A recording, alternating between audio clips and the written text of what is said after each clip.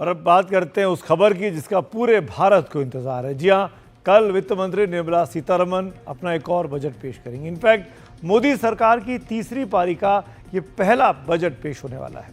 वित्त मंत्री निर्मला सीतारमण संसद में सुबह 11 बजे अपना बजट भाषण शुरू करेगी। इस मौके पर हमने देश के अलग अलग शहरों में लोगों से पूछा कि बजट से उनकी अब क्या उम्मीदें हैं। इसके साथ ही आप आर्थिक जगत के 5 दिग्गजों से भी सुनिए कि बजट में उनके हिसाब से क्या खास हो सकता है।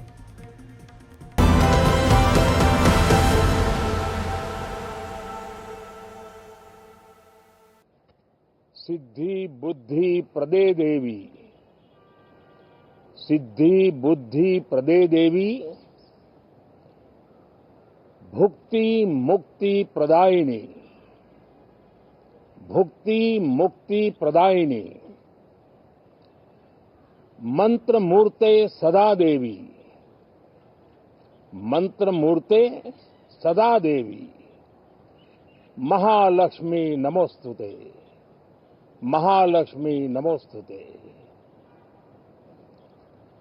मां लक्ष्मी हमें सिद्धि और विवेक देती है, समृद्धि और कल्याण भी देती है। मैं मां लक्ष्मी से प्रार्थना करता हूं कि देश के हर गरीब एवं मध्यम वर्ग समुदाय पर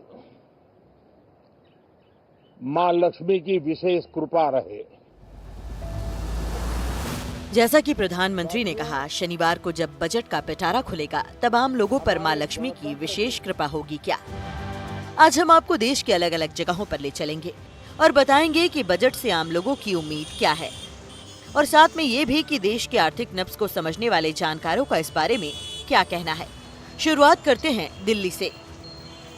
हमारी ये उम्मीद है कि क्योंकि हमने अभी पहली नौकरी शुरू की है, तो फॉर द युवा हमारे को कम टैक्सेशन हो हमारी सैलरी में से, होपफुली। सो ये हमारी उम्मीद है। हाँ, help the youth as well, youth को भी हेल्प होगा उसमें। सो हमारा बस होप यही है कि टैक्स कम कटे बस। हम बस यही चाहते हैं कि मैम हमारे टैक्सेस थोड़े कम कर दें ताकि मिडिल क्लास की परचेजिंग पावर बढ़ जाए, ताकि हम ज़्यादा स्पेंड कर सकें और हमारी मार्केट को ग्रोथ मिले। हम लोग छोटे मोटे ट्रेडिंग भी करते हैं, तो हम उस दिन चाहते हैं कि मार्केट अच्छी उछाल दिखाए, तो उसके लिए हमें थोड़ा पैसा इनपुट चाहिए मैम से कि वो मार्केट में थोड़ा पैसा लाएं। सर देखिए, सबसे पहले तो मैं प्रधानमंत्री जी से ये निवेदन करूंगा जितना ज़्यादा हो सके जो युवा के लिए खोले, हर फील्ड में खोले, सरकारी में क्या प्राइवेट में, जितना ज़्यादा हो सके। क्यों सर, आप AI के ज़माने में आपको पता है जॉब का वैसे धीरे धीरे होता जा रहा है, युवा ज़्यादा बढ़ते जा रहे हैं। ग्रेजुएशन करने के बाद लोगों को जॉब नहीं मिल रही, तो मैं तो ये कहूँगा ज़्यादा से ज़्यादा जॉब क्रिएट हो, और सर एक आदमी को उस हिसाब की सैलरी भी रहे कि उसका लिविंग स्टैंडर्ड अच्छा हो। जॉब को लेकर अभी जैसे अभी तक चलता आ रहा है, हमारे पास अपॉर्चुनिटीज़ नहीं है। मैं BA कर रहा हूँ, मैं ग्रेजुएट हूँ, पर मेरे पास जॉब नहीं है, जिसकी वजह से मुझे अदर कोर्सेज़ पे जाना, शिफ्ट करना पड़ा। मैं यहाँ पे IT कोर्स कर रहा हूँ कि जॉब अपॉर्चुनिटी के लिए। ये तो हुई देश की युवा पीढ़ी की मांग और उम्मीदें, लेकिन ये पूरी कैसे होंगी, यही सवाल रखा हमने अर्थशास्त्र और टैक्स सिस्टम के जानकारों के सामने। टेक्नोलॉजी तो प्राप्त कर रहे हैं, AI की तरफ बढ़ रहे हैं, साथ ही साथ क्या रोज़गार और रोज़गार में वो सृजन जो नए रोज़गार का हो रहा है वो क्या लाभदायक होगा, किस रूप से जो वर्तमान शिक्षा की प्रणाली है उसको परिवर्तित कर शिक्षा, टेक्नोलॉजी और गेनफुल एम्प्लॉयमेंट के रूप में परिवर्तन कर सकें। जब देख रहे हैं कि AI ऐसे कार्य में लगा हुआ है जहां जो लोग साधारण कार्य कर रहे हैं, अगर AI करेगी तो लोग कौन से ऐसे कार्य कर सकते हैं जो देश के लिए, उनके आय के लिए निश्चित लाभदायक हो। अगले 20-25 साल जो हम देख रहे हैं 2047 तक, उसमें हमारी पॉपुलेशन ग्रोथ बहुत ज़्यादा नहीं होने वाली है। ज़्यादा से ज़्यादा अगर आप लें तो 0.5% या 0.6%। तो हमें 7.6% पर कैपिटा इनकम ग्रोथ चाहिए, तो उसमें अगर जीडीपी ग्रोथ चाहिए तो वो जीडीपी ग्रोथ 7.6 के बजाय आधा पॉपुलेशन ग्रोथ को अकाउंट में लेते हुए करीब 8.1 या 8.2% चाहिए। 7.9 तो हमने पिछले 20 साल में अचीव किया है। टैक्सेस का, इससे मैं मेरे भी रिलेटिव्स हैं, वो सब कहते हैं टैक्स कम होना चाहिए, पर एज एन इकोनॉमिस्ट, अर्थशास्त्री, मेरा emphasis always is on tax reform. क्या मतलब है उसका? टैक्स रिफॉर्म का मतलब है, अभी आप कोई भी टैक्स ले लिए, सेंट्रल टैक्स से बहुत कॉम्प्लेक्स हो गया है। तो अगर टैक्स इकोनॉमिक्स को आप देखें, वो हमें बताता है कि किस तरह इसको सिंप्लीफाई करें और इकोनॉमिकली साउंड भी बनाएं। मतलब it is not just a matter of some lawyer going in and simplifying, that is not enough. वो इकोनॉमिकली भी साउंड होना चाहिए, क्योंकि उसके इंसेंटिव इफेक्ट होते हैं। वो लॉयर का काम नहीं है, वो इकोनॉमिस्ट का काम है। क्या है इंसेंटिव इफेक्ट, उसको भी ध्यान में रखना पड़ता है। टैक्स के जो स्लैब्स हैं उसको रिस्ट्रक्चर करने की ज़रूरत है। अभी हमारे यहाँ 30% का स्लैब बहुत जल्दी से आ जाता है। अब आपकी इनकम 10 लाख से ज़्यादा पुराने रजीम में और नए रजीम में 15 लाख से ऊपर जाए तो एकदम 30% का स्लैब आ जाता है, जो अपने आप में मैं कहता हूँ बहुत स्टीप है।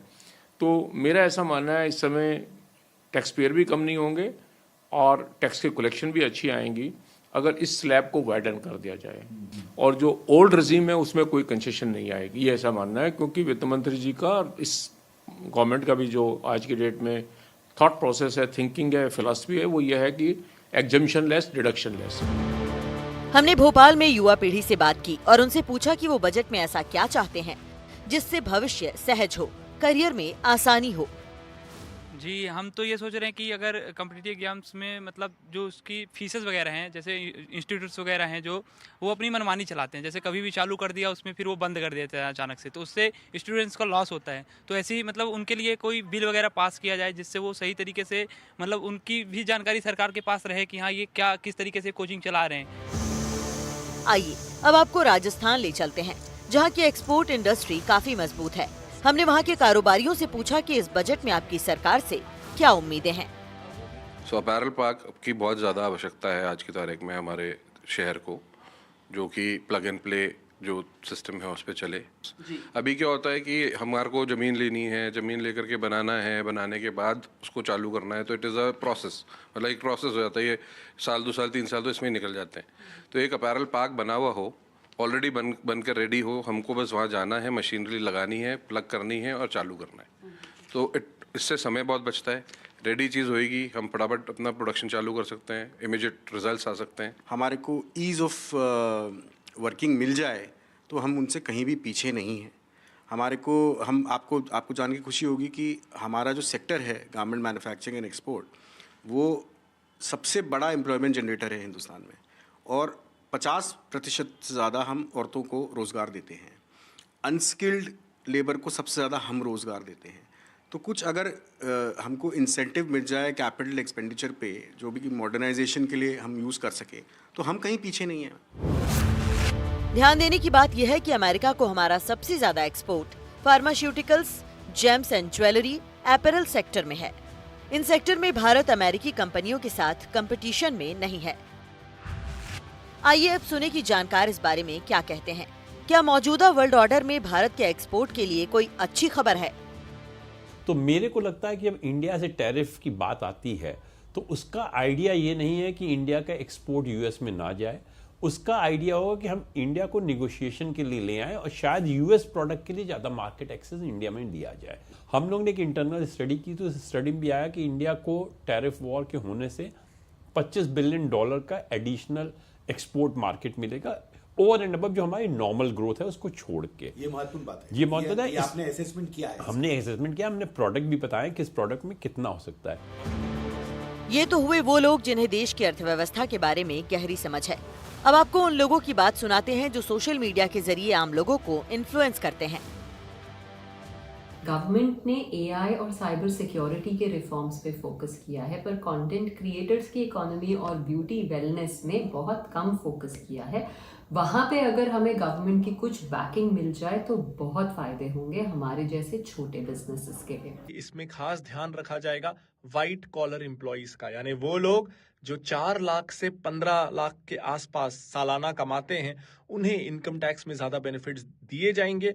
ये ओवरड्यू है, चाहे स्टैंडर्ड डिडक्शन हो, एनपीएस में एक्स्ट्रा छूट हो या टैक्स स्लैब्स में थोड़ा रिलैक्सेशन। सरकार को पर्सनल टैक्स जो है वो कट कर देना चाहिए। पहले तो 10 लाख तक की जो एनुअल इनकम है उसको ट्राई करना चाहिए कम्प्लीटली टैक्स फ्री कर देने का, ताकि मिडिल क्लास को थोड़ी राहत मिले। जो हमारी इनकम टैक्स स्लैब है उनको भी थोड़ा सा रिवाइज करना चाहिए, ताकि जो लोअर इनकम ग्रुप है उनको ज़्यादा बेनिफिट मिल सके। तो इंतजार कीजिए शनिवार की सुबह का। बजट में आपके लिए क्या है, सरल तरीके से सटीक अंदाज में देखिए सिर्फ एनडीटीवी पर।